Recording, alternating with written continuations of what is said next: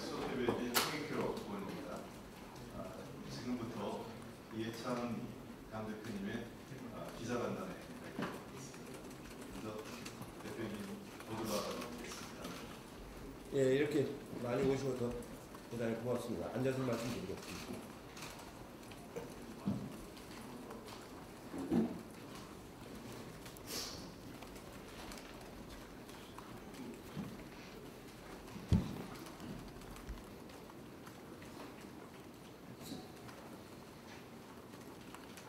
예, 오늘 그 정기국회를 앞두고 더불어민주당 의원들이 이제 연찬회를 갖게 됐는데 오늘 지금 현재 한참 진행 중에 있습니다. 이제 장하성 실장의 발제까지 끝나고 이제 조금 있으면은 분임토에 들어가서 상임위별로 분임토를 해서 좋은 안을 이제 만들려고 하고 있습니다. 제가 당선되고 나서 이제 현장에서 간담회가 있었고 이번이 이제 어떻게 보면 이제 실제 첫 간담회라고 이제 볼 수가 있는데 뭐 기탄 없이 말씀을 해주시고요. 저희는 이제 그 정기국회에 들어가서 민생 법안, 그다음 예산 그리고 기타 법안들을 이제 잘 처리를 해야 되는데 우리가 이제 숫자가 적기 때문에 야당하고 협치를 잘하는 것이 매우 중요하다고 생각을 하고 있고 야당도 잘 설득을 하고 국민들에게도 성의껏 이렇게 말씀을 드려서 여러 가지 타당성을 이렇게 말씀을 드려서 이해도를 돕는 게 굉장히 필요하다고 생각을 하고 있습니다.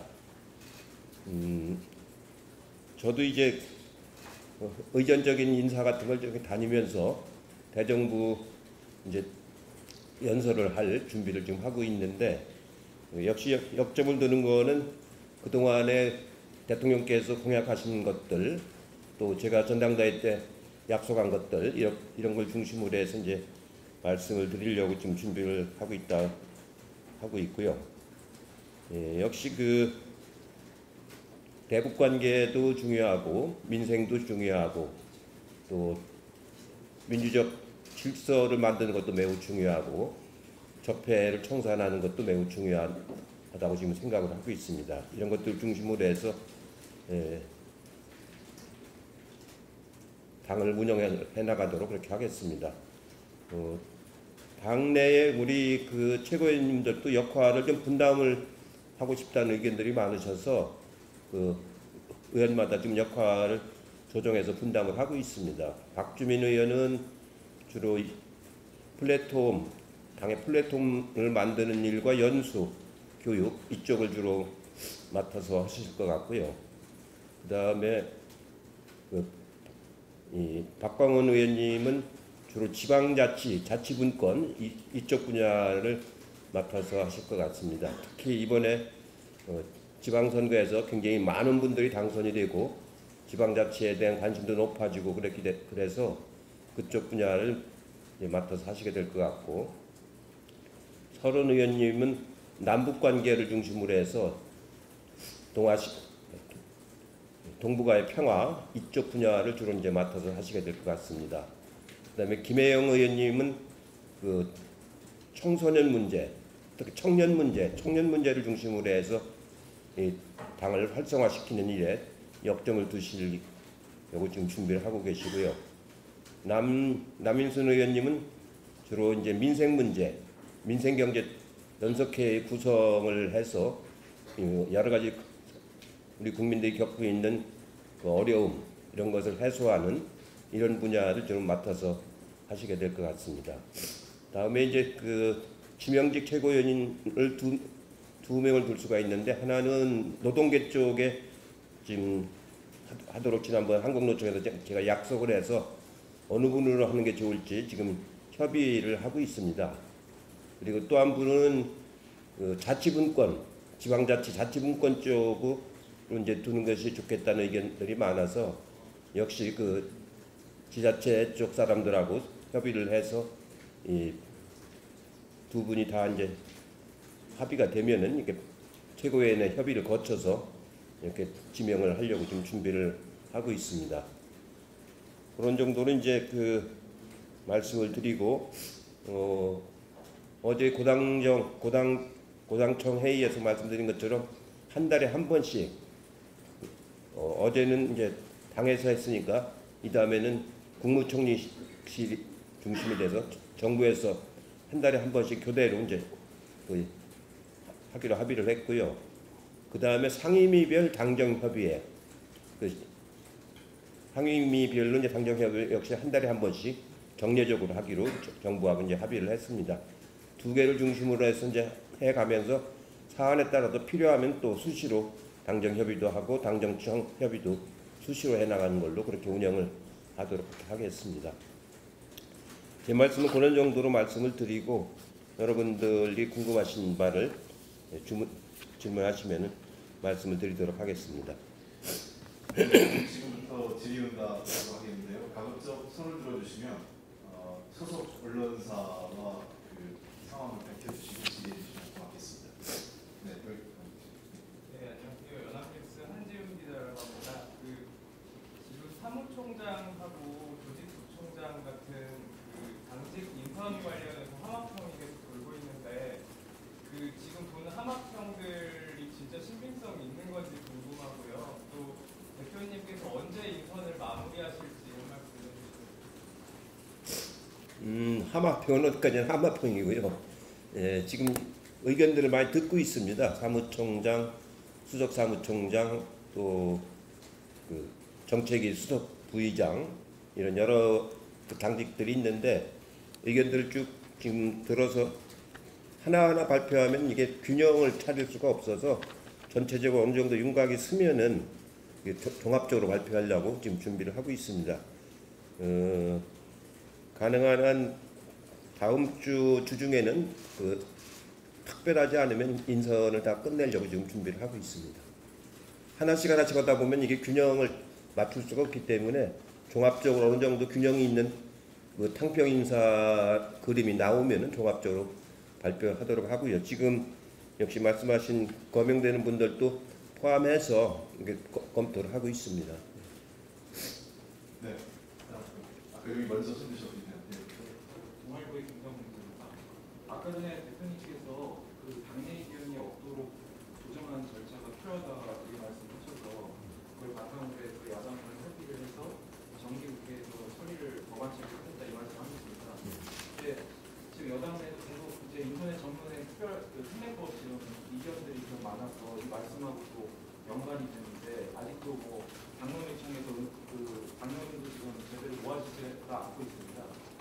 이 부분에 대한 생각, 그다음에 전략 어떻게 하실 건지를 좀 종합적으로 말씀해 주시면 좋겠습니다. 예, 그 부분이 지난번 제가 참석을 못했는데 의청에서 한번 논의가 있었고요. 거기서도 이제 의견이 좀 일부 많은 분의 의견이 있는 건 아니고 일부 의견이 있고 그 방식도 많이 이제 많이 좁아졌습니다. 많이 좁아졌고 그때까지만 해도 그 의원들의 의견을 광범위하게 이렇게 모으질 않았던 것 같은데 그 토론을 중심으로 해서 그 토론 그리고 그 이후에 또 개별적인 접촉 이런 걸 통해서 많이 좁아졌다는 얘기를 제가 보고를 받았습니다. 한 번 더 이제 오늘 워크숍에서 필요한 부분들을 더 논의를 하고 다시 의총에 붙여서 당론으로서 어떻게 처리할 건지를 판단을 하도록 그렇게 하겠습니다. 맨 뒤에 분 연례 하시고 나면 우리 KBS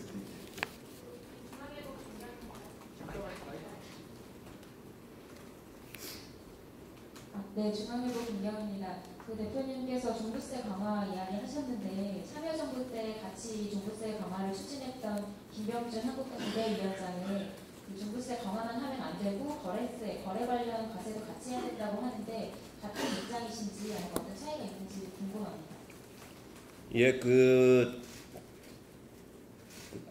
토지나 주택 관련된 세금 중에서 기본적으로는 보유세를 높이고 거래세를 낮추는 것이 기본 방향인 건 맞습니다. 맞는데 현재의 문제는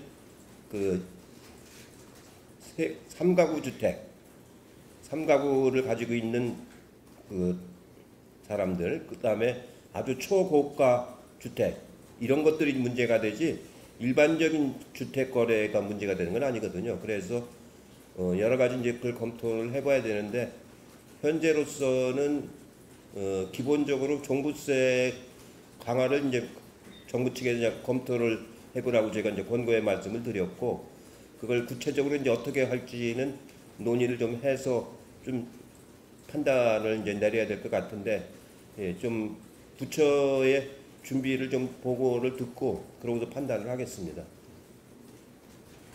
네, 알겠습니다. KBS 조필 기자입니다. 일단 두 가지를 좀 질문을 드리려고 하는데요. 첫 번째는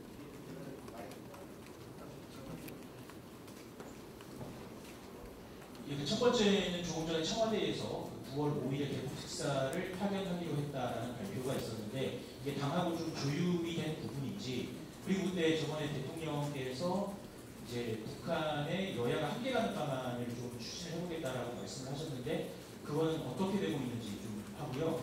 그리고 두 번째는 이제 정상회담 전에 그 판문점 선언 국회 기준을 좀 해줬으면 좋겠다라고 저번에 대통령이 말씀을 하셨었는데, 이제 9월 정기국회로 뭐 상가임대차보호법이나 인터넷 전문의 특례법 이런 쟁점법안들이 같이 넘어가면서 이 자칫하면은 이 또한 좀 여야의 힘겨루기 속에서 통과가 어려워지지 않을까라는 이런 의견도 있거든요.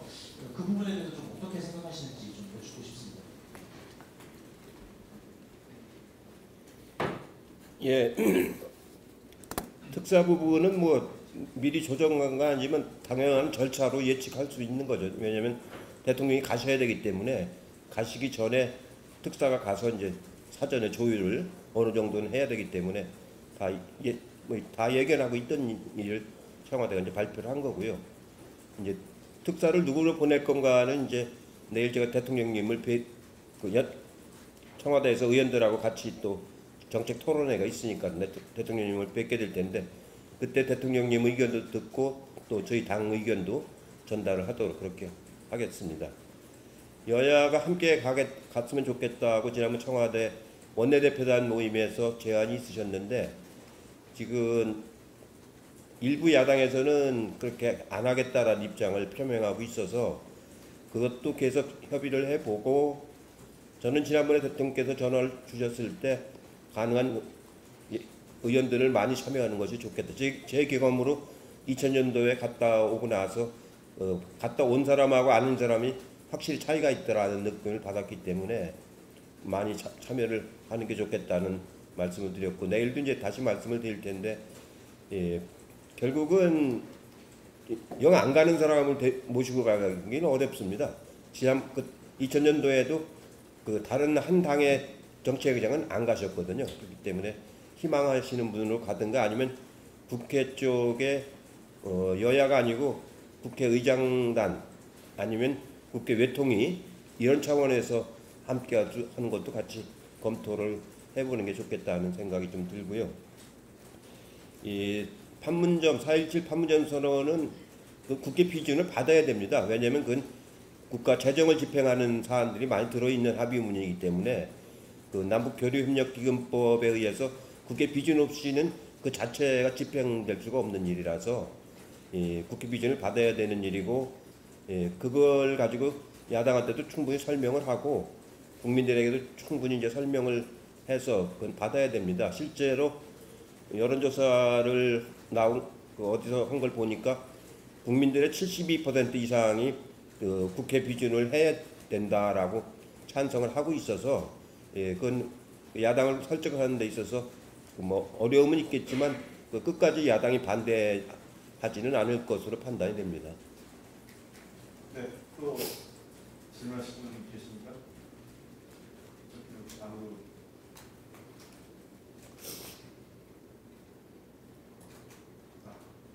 여기 조선님 연합 사장님 생기셨네요.